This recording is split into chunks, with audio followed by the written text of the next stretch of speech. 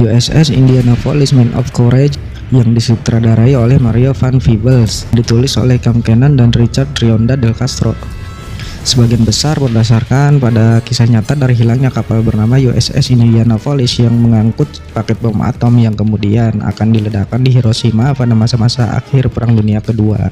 Film ini menggambarkan bagaimana para kru yang selamat dari insiden kapal USS Indianapolis mencoba bertahan hidup di atas permukaan laut.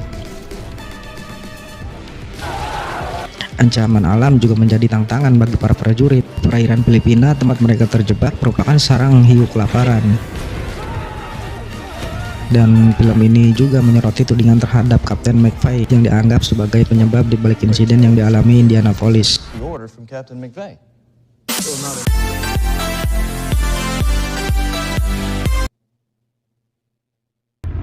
Cerita diawali dengan penampakan pesawat-pesawat tempur Jepang di langit Okinawa pada 31 Maret 1945 yang kemudian melakukan penyerangan kepada kapal tempur Amerika bernama USS Indianapolis yang dipimpin oleh Kapten Charlie McVeigh di perairan Okinawa. Di situ Charlie dengan anak-anak buahnya berhasil menghalau serangan dari pesawat tempur Jepang. Walaupun salah satu pilot kamikaze Jepang berhasil menabrakkan pesawatnya mengenai bagian depan kapal yang hanya sedikit memakan korban dan kerusakan pada pihak Amerika. Di sisi lain, di sebuah ruangan gedung, beberapa orang dari petinggi-petinggi Amerika rupa-rupanya sedang merencanakan sesuatu. Mereka berencana mengakhiri perang dengan cara pintas, yaitu membom atom kota-kota terpenting di Jepang. Walaupun sebagian dari pejabat Amerika lainnya ragu karena bom atom akan memicu dampak yang sangat buruk sesudahnya. Belum mereka yang selamat pun akan tersiksa dan mati perlahan karena terkena dampak dari radioaktif. Tetapi pada akhirnya misi ini harus tetap dilakukan untuk membuat Jepang menyerah.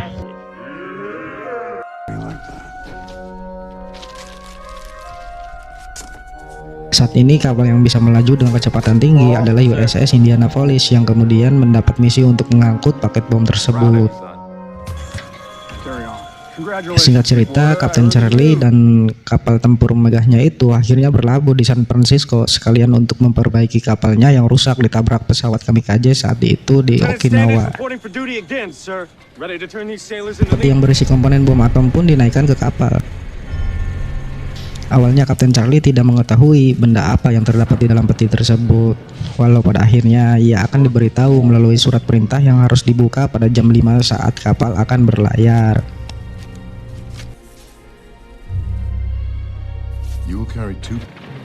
Scene beralih di sebuah bar di dekat pelabuhan San Francisco, di mana para awak kapal Indianapolis yang dibebaskan dari tugasnya sedang berkumpul melakukan kegiatan yang sudah menjadi sebuah tradisi kaum muda di sana,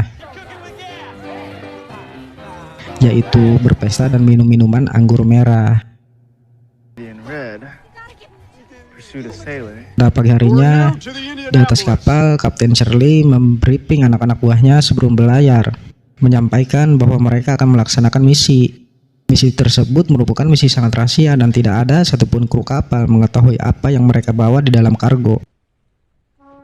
Kemudian, kapal pun mulai berlayar dari pelabuhan San Francisco menuju Tinian.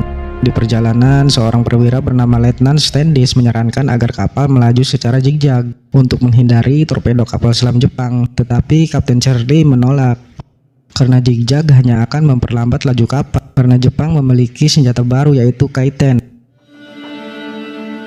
Kaiten adalah torpedo bunuh diri Jepang yang terdapat awak dan kemudi di dalamnya. Bisa disebut juga kamikaze, kapal selam berkecepatan tinggi. Scene beralih pada 19 Juli 1945 di kedalaman Laut Filipina. Kapal selam Jepang yang dipimpin oleh Kapten Hashimoto sedang berpatroli.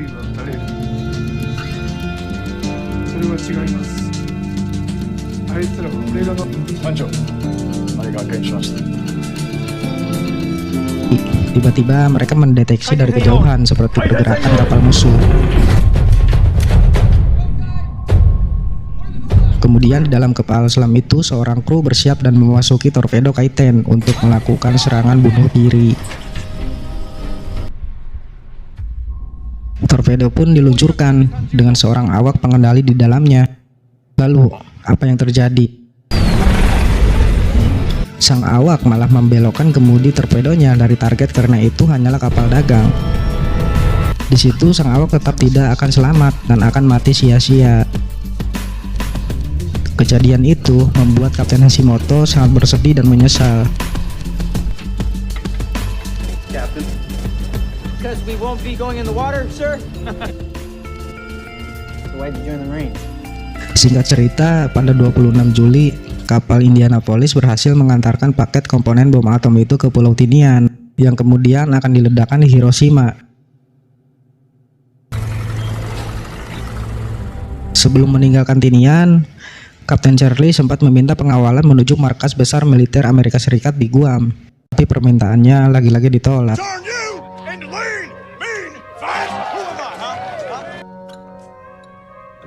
Mereka kemudian dijadwalkan untuk bergabung dengan pasukan Idaho dan mempersiapkan invasi ke Jepang.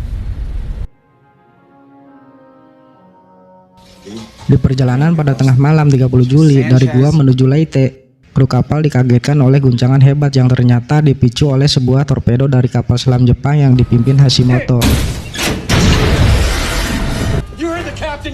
Serangan itu juga merusak seluruh jaringan komunikasi kapal USS Indianapolis. Walaupun pihak Angkatan Laut Amerika sempat menerima sinyal SOS dari kapal Indianapolis, tetapi pihak Angkatan Laut mengira itu hanya sebuah jebakan dari pihak musuh.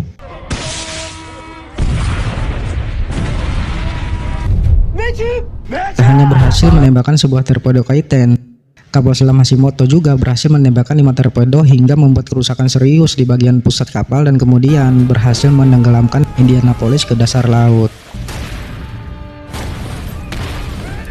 Akibatnya, 30 awak kapal yang berada di dalamnya ikut tenggelam ke dasar laut Filipina dan sisanya berhasil meloncat dari kapal.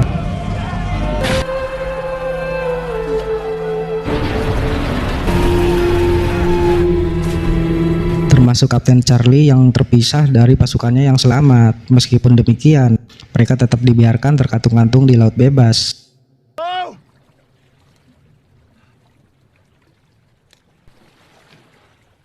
Berlanjut, para tentara yang mengapung di laut lepas berusaha bertahan tanpa makan dan juga minum.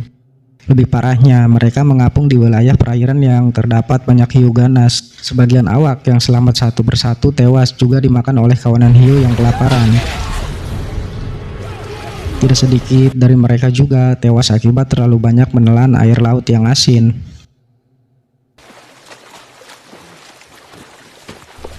Hey, you made it. Cannibal.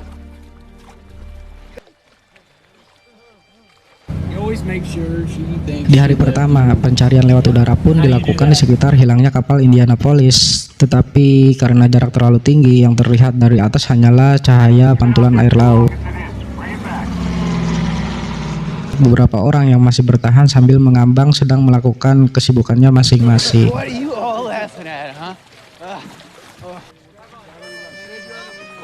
Ketika beberapa orang sedang mengobrol sambil berpegangan ke sebuah serpihan kapal, tiba-tiba satu orang dari mereka diserang oleh hiu dan diseret ke dalam laut, membuat kepanikan semakin menjadi.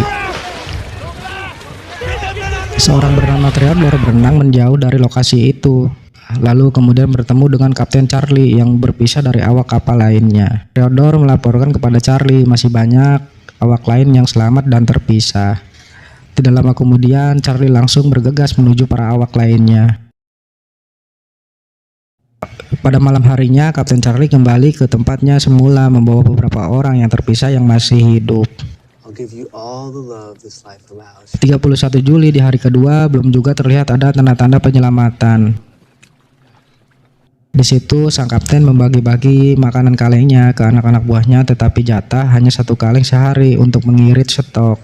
Dan kapten selalu berusaha menyemangati mereka supaya yakin bahwa mereka akan segera diselamatkan.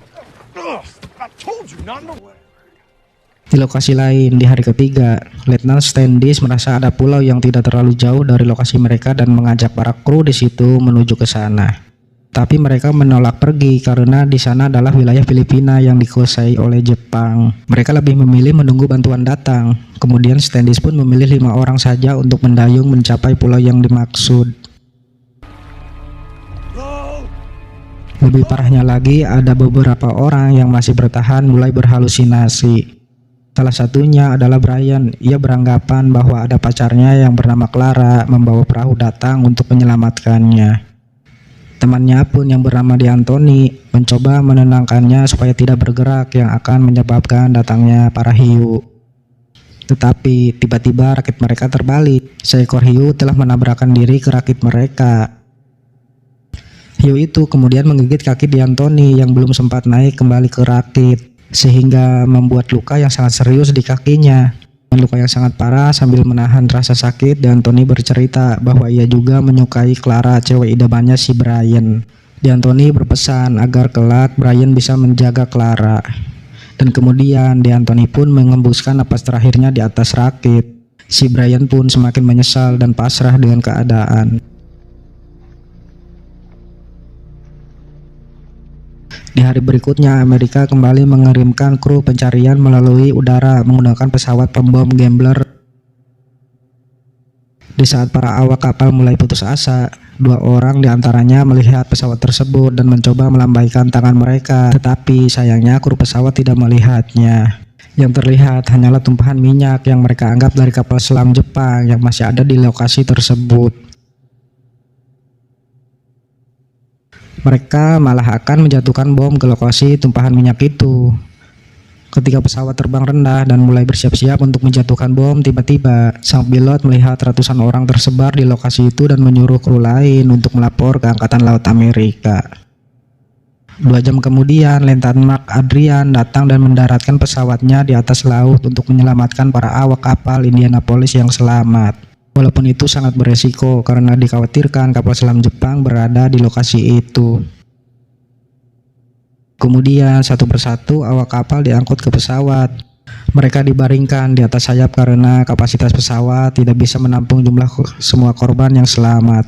Di situ Kapten Charlie menolak dievakuasi ke pesawat sebelum semua anak buahnya yang tersisa diangkat dari air. Beberapa saat kemudian, kapal-kapal Amerika datang dan mengangkut semua korban yang masih selamat.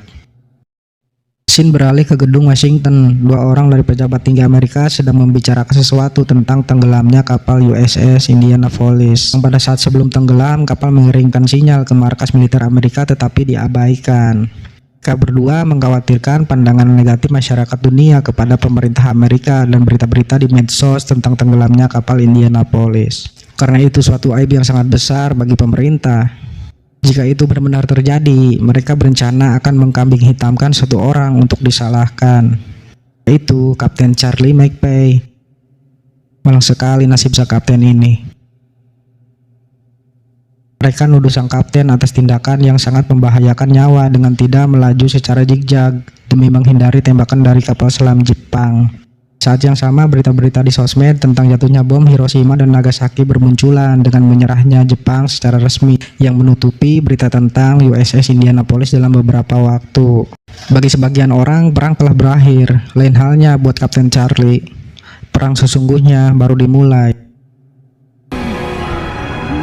Teror di telepon dan segala makian selalu datang dari keluarga korban kapal Indianapolis.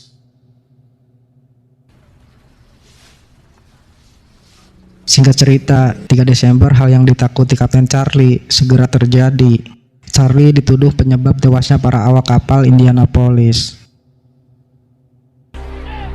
Di pengadilan militer, Charlie diberi berbagai pertanyaan-pertanyaan yang menyudutkannya.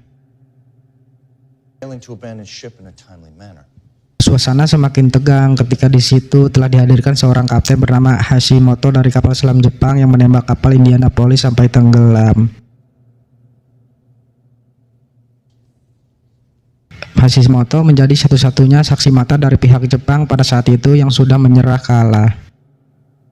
Ia memberikan kesaksiannya, walaupun kapal Indianapolis melaju dengan prosedur zigzag, tetap saja tidak akan berpengaruh karena Hashimoto menembakkan torpedonya dari jarak dekat. Kesaksian Hashimoto ini membuat keringanan kepada Charlie, dan pada akhirnya Charlie dinyatakan tidak bersalah atas insiden itu. Di akhir cerita, momen yang sangat mengharukan terjadi ketika Charlie menghampiri Hashimoto di sebuah taman area gedung pengadilan.